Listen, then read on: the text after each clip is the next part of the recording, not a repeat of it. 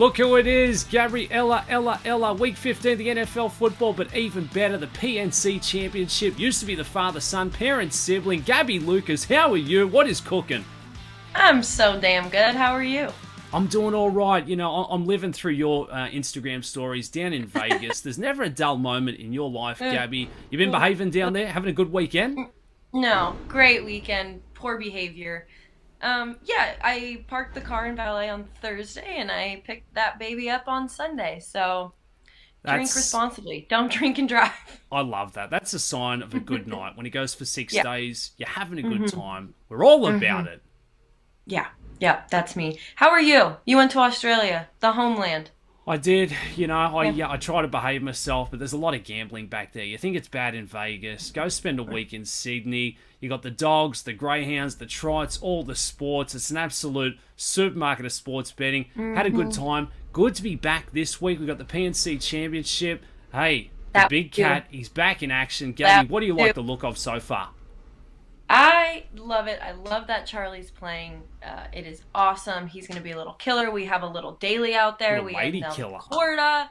We've got the Trevinos. We have the whole lineup. Who do you like? Just out of the gates, who do you like? Look, I think it's going to be great to see Tiger back in the mix, out there competing again. Yeah. I don't think they can win it. I think JT and his dad will be returning champions. They'll be hard to beat. And JT's old man, Mike Thomas, he actually coaches Charlie. But the two I've got my eye on, I think they're pretty good value. John Daly and little John Daly, he plays over at Arkansas. I mean, Big JD's got the best hands in the business. The young kid, he's already chugging on full diesel. I love them at 8-1. Interesting. What are you thinking, Gabi? Where's your head at? From the field. Smaller field, but high-quality golfers. Smaller major field. champions. I got to back my girl. I got to back the one female in the competition, Nelly Korda and her dad. I think it's going to be awesome to watch. Great for the game of golf. A lot of people tuning in to see that one. I'm taking her. Love it. And that's how progressive golf has come. No longer is it the father-son. They're allowing Nelly Korda to play. Geez, that should have happened about 50 years ago plus. But look, she's phenomenal. Her sister's phenomenal. The old man, I think he was a tennis champion. Athlete, it's in the blood, similar to myself, just pick up any sport and play to a professional level. And this event is really cool. Like we said, we have Charlie, who's 12 years old, and we have Gary Player, who's 86 years old. So I'm really good at math. We have a 74-year gap.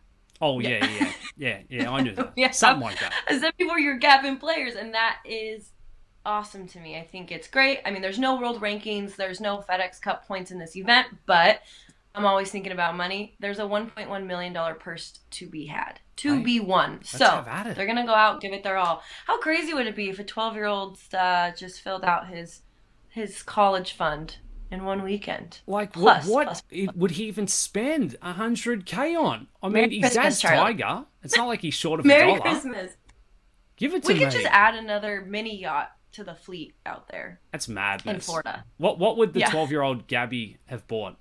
Wins $100K at the PNC. What are you going by? I don't even want to admit this to the public. I probably would have built a skate park in my backyard. Okay, Gabi Hawk. No, I was such a poser. Do you Ryan remember that Sheckler? word? I was a poser. I wore etnies with like the puffy tongue to school, the studded belt. I can't skateboard, but I would have pretended that I did. So love it. Yeah, I didn't have the coordination. And what are you buying? No, 12-year-old Dubsy. I was on the golf course. Look, I just started to rip into the drink at 12 years of age, so I probably would have bought, cases of Smirnoff Ice for me and the boys, and we would have had a good time. Start them young. Yeah, Playboys and Smirnoff Ice. Yeah. We were the Playboys. But Gabi, you bring me to a good point. Now, Charlie, everyone's raving that he's the next Tiger Woods, but he's got a long way to go to following his father's footsteps. And look, we've seen prodigies, but I mean, to get to that level, I mean, Steph Curry, Charlie Sheen in the acting world, John Daly's on a similar career trajectory to his old man, but a lot of obstacles to face. Totally. And when we were growing up playing sports that they were kids when we were 12 that were crazy good. And by high school, college, they leveled out and then it's an even playing field. He is Tiger's son, though, so it depends if his mental situation is the same as Tiger's. Who knows what could happen.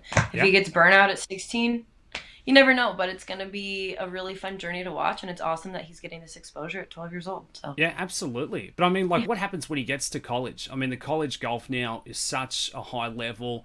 John Daly, Little John, he's now at Arkansas State. I think he's progressing well. But you throw Charlie into a college system where he's got millions of dollars to his name. He's obviously a very good looking kid. Your dad's Tiger Woods. You start drinking at that age. A couple of women may take him astray. Trying to make it to the pros. There's a lot to get through. let's go back to this conversation in 5 years. Beep. 17, we'll talk about Charlie. Yeah. You got a long way to go, brother. I think he's going to have to work harder than the average kid. Yeah, you're Tiger's son, but you're at the same time, you're Tiger's son. So you need to produce crazy performances all the time, in my opinion. I don't think you're getting special treatment. I think it's the opposite. Yeah. I always want to go with the hungry dog. Someone who, needs to fight and claw for the opportunities. They're the ones who are going to work a little harder, but as we touched on, he saw what it took his dad to get to the top multiple times and get through adversity. Maybe that helps him, but yeah, should be great. Down at the Ritz-Carlton in Orlando, 36 holes. It's a scramble format.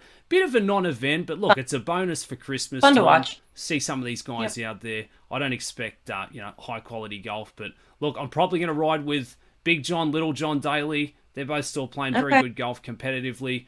What are you going to go with, Gabi? I'm going Nelly. Love it. Nelly and her dad. Love 100%. it. Good value there Speaking as well. Speaking of guys that have to work hard and come from the back, who's your watch player for 2022 season? Look, who's your big dog coming out from the back? Victor Hovland. At the back end of this year, he won 2 weeks ago. I think he's got the firepower. The short game's only getting better. Makes birdies in bunches. He's one to watch. But for me, it all comes down to the majors. Who can step up? We got 3 or 4 guys who are capable of going into world number one. Rambo, Morikawa, DJ's not far off there. Cantlay's there. For me, let's see what they do at the majors. And that's going to be a big telling factor for 2022. What about you, Gabi? Who have you got your eye on to make a bit of a run? I think this is Morikawa's year to establish his legacy. I think this is where he sets himself apart. He rides to the top and he makes that crazy run. And we already know how good he is, but I think this is where he goes off. He goes crazy. My guy from, I don't want to say the back, but my guy to keep some eyes on that I've been impressed with is Garrick Higo. Love Higo. Right? Love Higo. Right? I mean, in his second tour appearance, he won. So he has his first PGA Tour victory on his second tournament. I love him. He was great at UNLV. I'm not Vegas biased, but he was great at UNLV, and he already secured his full card for the 2022 season. So I like him. I'm behind him. He's connected with Gary Player, a fellow South African. Yeah. Yeah. I love it. Takes a lot of pressure off when you got that status, Gabi. Totally. And Zalatoris, Rookie of the Year. Willie Z. He's going to get that breakthrough win. All right, Gabi, plenty of highlights from this year in golf, the majors, the Ryder Cup. What stands out for you? What was your one moment that you'd love to repeat? Do it all again. I have to go with Team USA taking the W at the Ryder Cup. Dominant. Feels good. Everyone loved watching it. It's moments like that that bring people of our country together, and we kicked ass. So, what about you? I love the Ryder Cup. I'm almost American. I'd say my highlight, Gabi, was the old dog, big lefty, Phil Mickelson. Everyone wrote him off. 250 to 1. Cash that ticket. It was great to see. It gives me plenty of hope moving forward. Christmas coming up. Santa Claus, if you come down the chimney, what would you ask for this year? Moving forward to next year, what would you like as a gift for your golf game to make you the complete player? We know you're already a scratch golfer, but how could you make it just a little better? Yeah, for sure. If Santa could bring me one thing to improve my golf game, let me hit a green. Let me just hit one green on an approach shot. It's bad. Ray Charles could give me a run for my money head to head. It is. It's not good. So if you could, Santa, are you listening? He's listening. Please help me. Thank you. Yeah. Okay. I think that's granted. Maybe just spend a couple extra hours on the chipping green. You'll be sweet there, Gabi. And for Uncle Dubsy, just give me a couple bigger tickets to cash, my man. I want a triple digi in the golf. Give me another Phil Mickelson, son. Another Max Homer. That's all. That's all I asked for this year. Thank you. Thank you.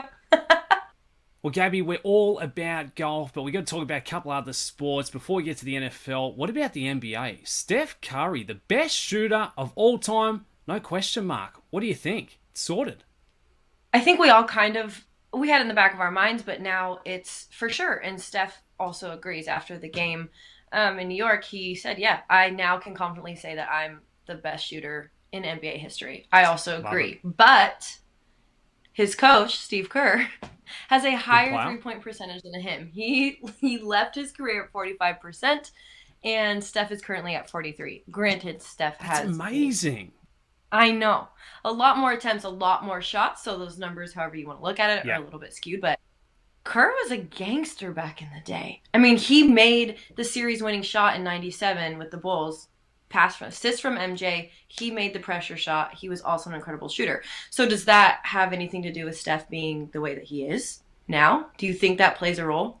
I feel like the stars have just aligned. It's just coincidence that he's coaching Steph Curry. But, I mean, shout-outs to Kerr. Different era back then. Physical as well. They obviously throw up a lot more shots now. But Steph Curry, I love him. Hey, great golfer as well. Plays off a 2 handicap. Hard not to be happy for him. I feel bad for his brother, Seth. No one knows about him. A good player in his own right on the hard stuff. So, Steph Curry, hats off to you, sir. Yeah, Steph is unbelievable. But he's not only good from the three-point line, and this is, to me, what makes him the best. Yeah. He's great off the dribble. He's great off the catch. He's great from mid-range, jumper, runners, whatever you want.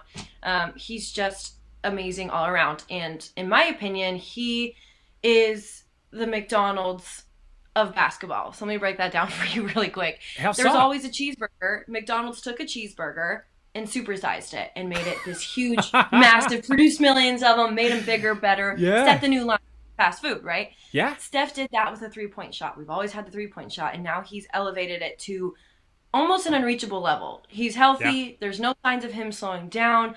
That's amazing. The cheeseburger analogy. Yeah. And now you're paying more for a cheeseburger. It's the same as these guys, how much they get paid. Spot on, Gabby. You don't miss. Yeah, and how much for a ticket to the game and a damn beer is $18. It's wild. And we're here for it. It's wild. Yeah. And do we'll not sign me up for that. But Gabby, look, great news. The NBA, LeBron, he's heating up my Lakers. Maybe they can make a charge. Patty Mills, 6th man of the year. No one cares. But let's move into the NFL, Week 15. I've moved into the playoffs with my fantasy team. No one cares about that. But look, lots of injuries. The COVID's picking up again. What are you seeing from the football only a few weeks out from the playoff race? I mean, if I had to pick a team to win the Super Bowl today, I think I have to go with the Rams after last week's performance against the Cardinals. They just looked put together. They were organized. Sean McVay has really built an amazing team. And Matt Stafford and Cooper Kupp's connection is unbeatable. No receiver quarterback has that connection in the NFL, in my opinion. Yeah. So if I had to pick one, that's them. What about you? One team. Win the Super Bowl. I'm here in LA, big Rams fan, but look, Stafford was looking like he was playing for Detroit there for a few weeks, but that's the NFL season, guys are getting banged up. You can't perform. He bounced back, but it was scary for a second. He did. I mean, Odell Beckham looks pretty good again. He's scoring. I think he scored 3 touchdowns in a row now. I like what they're doing. Obviously, Aaron Rodgers, everyone's favorite quarterback. They're looking pretty good on the back of good run game, and of course, he's got those weapons going along. So I think it's going to be exciting. Yep. I'm rooting for the Rams. Matty Stafford, just don't play like you're Rams in Detroit, man. Okay, well, what do you think about these options? Because if I'll give you the Rams. You can have the Rams. I'm always competing against you. I can't pick the same team as you. I think that the Titans are making their way back. But when they look bad, they look really bad. So don't love. Chiefs found their groove. We watched an absolute domination of a game against the Raiders last week. Mahomes has, I don't know, maybe he kicked his brother out of his house finally and he has his head back in the game. Not sure what's going on. Less TikToks are being made. Ruckus. Oh, God. Like, Yeah. just not during the season, bud. Just not Yeah. during the season. Stay The clear. Chiefs are looking really good, but again, it makes me a little bit nervous. If I had to put all my faith in one other team than the Who is it? Rams, it's our boy Tom Brady and the Bucks. Oh, Tom They've had Brady. their bad weeks. I know they lost to Washington, but Washington is a better team than people give them credit for. Yeah, they are. And they just put it together. Fourth quarter NFL season, Tom Brady is unstoppable. And you just can never count them out. You can never count them out. Yeah, there's a lot to not like about Tom Brady, and I'm not going to give the laundry list, but I mean, when it comes to weapons, he's got them. The defense for Tampa is unbelievable. And look, he looks fit. He's actually hustling for a couple of first downs, so they've got to be there or thereabouts. Right. If you're looking for a value play, I still love the Colts on the back of Jonathan Taylor. Good offensive line. They could just get a couple of things going out wide, take a bit of pressure off him. But yeah, I think it's starting to look like a short race right now. You know what's going to be the leave or go home game? This is an important game coming up. Is Colts are coming off of a bye. Patriots are coming off of a bye, and they're playing each other this week. It's going to be nuts, in my opinion. And I don't even know which way I'm going to go. I don't think I can bet that game. Yeah, look, I think the Patriots are playing great. You know, Belichick's got him, didn't even, what did he throw? 3 pass attempts last game in the Blizzard. I think the Colts have got too much firepower, but look, this week it tells everything. If the Colts lose this, they're not the real deal. Right. If the Patriots win, they are the real deal. So, interested to watch that one. The money, it's pretty close. I'm probably going to ride with the Colts, minus 138. Overs, unders, 45. Haven't decided where I'll go there. It depends if where we're playing. Are we? I don't know if it's where it is, but whether we're taking it all into effect. At the Colts. Yeah. Oh. Yeah. And look, Gabi, speaking of good matchups, we've got to talk about an absolute bust-up trash game of the week. These two teams continue to disappoint me. You know where I'm going with this? Las Vegas Raiders, Cleveland Browns. Talk about disappointing. So this is where I struggle. The Cleveland Browns played a phenomenal game against the Baltimore Ravens last week until the end of the game. But Baltimore is a fourth quarter team. Cleveland. I think that the Cleveland Browns are going to beat the shit out of the Raiders. The Raiders trick you every beginning of the season. They can't score.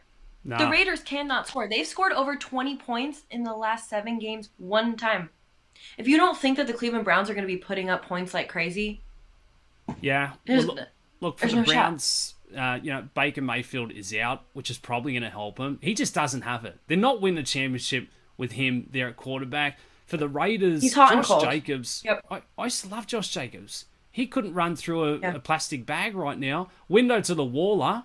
He's not there. Hunter Renfrow, the only shining light. Out. Yes, I've got him on my fantasy team. So that's the trash game of the week. Pretty even money. And we have Moreau for the Raiders, the backup tight end. The kid's 24, 25 years old. He's got good potential, but he's not at tight end 1 yet. He's not a first stringer in my opinion yet, and they need Waller to make a difference on that offense. So, can you not just go down to training at the Raiders there, Gabi? You know all the players and whatever else. Have a couple of words to them. Take them through a couple of attacking drills. Boy. This is how we get the end zone, boys.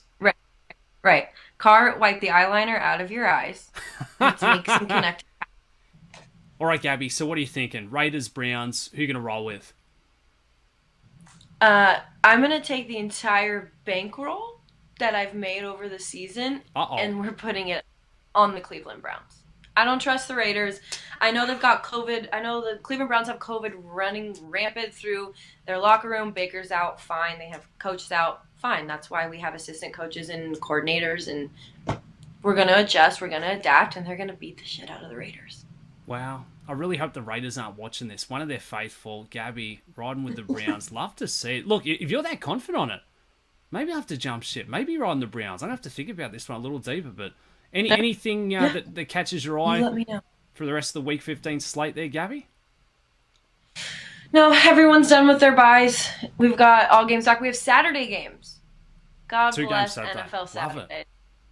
I love it. I have a love-hate because I love that we get more days of football. I hate it because the season's coming to an end. And I get a real end of the NFL season depression. Like, it starts to creep in. It's a real like thing. daylight savings. Yeah. When it gets dark at 4 p.m., you kind of get like this weird sadness. Yeah, I feel I you. should drink more. Yeah. Less good options to bet on. So, hey, week 15 football. Bring it on, Gabby. I'm playing golf early Saturday morning. I need someone to put a bit of lead in that pencil. You got a drink for us, Gabby? What should we be attacking early Saturday? You need another Gabi on-course cocktail? Yes. I got you. There's not enough. I'm not letting you drink White Claws anymore on the golf course. I'm sorry. The one daily was outstanding, but I need another one. Mix it up. What do you got? Morning time. We're going with 6:30 tea time. Oh, Jesus Christ. Wake me up when you're done, sweetie. I'll be in bed. Yeah. I'm going with the creamsicle, OJ and rum. Ooh. Captain Morgan, Sailor Jerry's, Bacardi, whatever you want. Mostly dark rum. Oh, lovely. Give it a shot. What do we call it? It tastes like a creamsicle. It's called the creamsicle. The creamsicle. And like maybe don't use that term with the cart girl because she's just rum and OJ. Well, there you go, guys. Have a creamsicle. Start your day right. Gabby, let's back one at the PNC this weekend. Have yourself a weekend, Gabby. Thank you, sir. I sure will, and I'll talk to you soon. Let's go.